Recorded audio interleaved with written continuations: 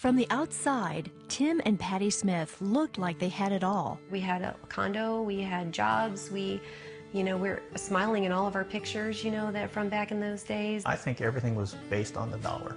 We were all looking at getting ahead. You wanted that American dream. When Tim and Patty first met at a mutual friend's wedding, it was love at first sight. It was wonderful, and we were so in love and everything. We wanted to be together as much as we could. Since they lived in different towns, they spent hours on the phone. Tim finally popped the big question. I was excited about being married to Tim. We'd been dating for 3 years and engaged for probably close to 2 years by the time we got married, so I was ready. I was ready to be his wife. Not only was Patty becoming a wife, she became a mom to a son from Tim's first marriage.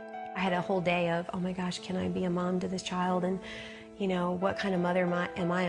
I was 21 at the time, and it was scary. The family problems began to surface immediately. The first year of marriage was, like I say, a little rough. Working a lot of separate shifts,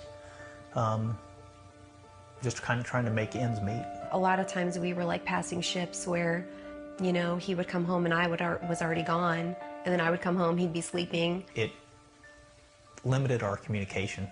The lack of communication wasn't the only problem. 6 months after they married, Tim received a job offer in California and accepted. This made the second move for Patty in 6 months. I had no family, I had no friends. I had no really neighbors that I knew at all. And so it was basically me and Tim, and if we weren't getting along, then we didn't have anybody. Tim and Patty had 2 daughters, just a couple of years apart. The increased responsibilities left them both stressed and disappointed. At that point in time, she's devoting herself to the kids. I'm still devoting myself to the career. I felt neglected.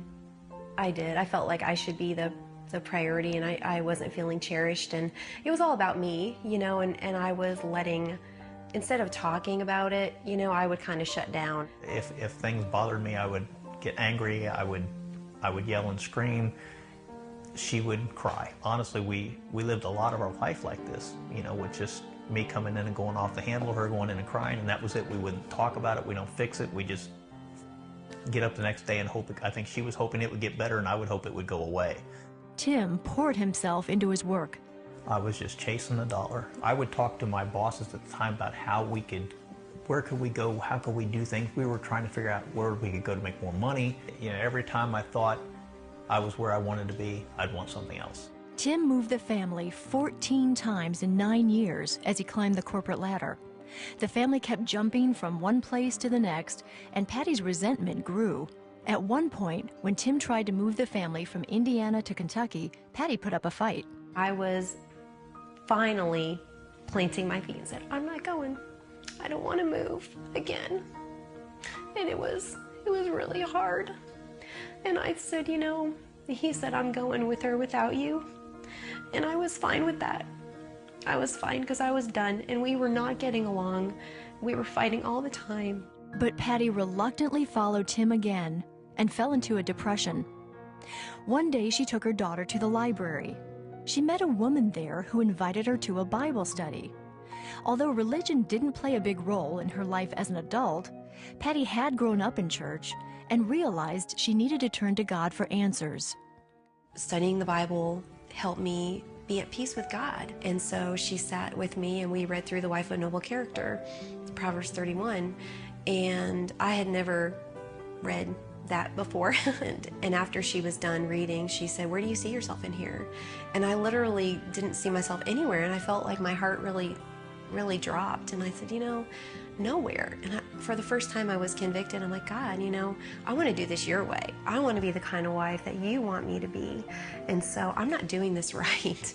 And I need you to show me.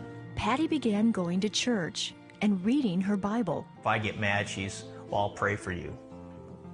We said a lot of things to one another in our marriage. I'll pray for you has never been one of them. When Tim was growing up, his family was part of a church that split, so he became uncomfortable with Patty's newfound religion. So I kind of got a real negative attitude at a young age towards church. I disavowed it at all as a teenager. Tim reached his breaking point when Patty told him she was to be baptized at the church. I was livid. It's like, if this is what you want out of your life, so be it. You go do it. You have your life and I'll have mine, but I'm leaving you. This is not going to happen with me in your life. But Patty's calm and peaceful demeanor never wavered, and she was baptized 2 weeks later. After she was baptized, like I said, I really started seeing a change in her as a person. And I guess the change was probably there all along. I just was not willing to look at it and see it. But I can remember her just always being so positive about everything. But I also got this feeling like, what is it that I'm missing in this? That's when Tim began to look for answers too. He went to a Bible study. I never felt pushed, but I was loved. I guess that's the best word I can use, is these people genuinely loved you as a person. And it really softened my heart towards what church could be. Just months later, he became a Christian too and was baptized. And I can remember coming out of the water, realizing it's all new. I felt that, a true cleansing. We were praying together where we'd never done that before. He was listening to me again. This is like we're dating again. And even better than it was, before. And I knew that it was all coming from Christ, as the foundation of our marriage. The Smiths began to talk through their problems. They say God has completely renewed their marriage. Patty has written a book about their journey. If you can make money, we all have to do that. And we all understand that. But don't let it be at the sacrifice of your family. Concentrate on your wife. And we are living with less money now than I've ever made in my life. And we're as happy as we've ever been in our life. Let God in. Pray. Don't underestimate the power of prayer. There's always hope in Christ. There's always hope in Him. And my marriage was hopeless. But when I gave it to the Lord, He fixed it. Jesus will fix it.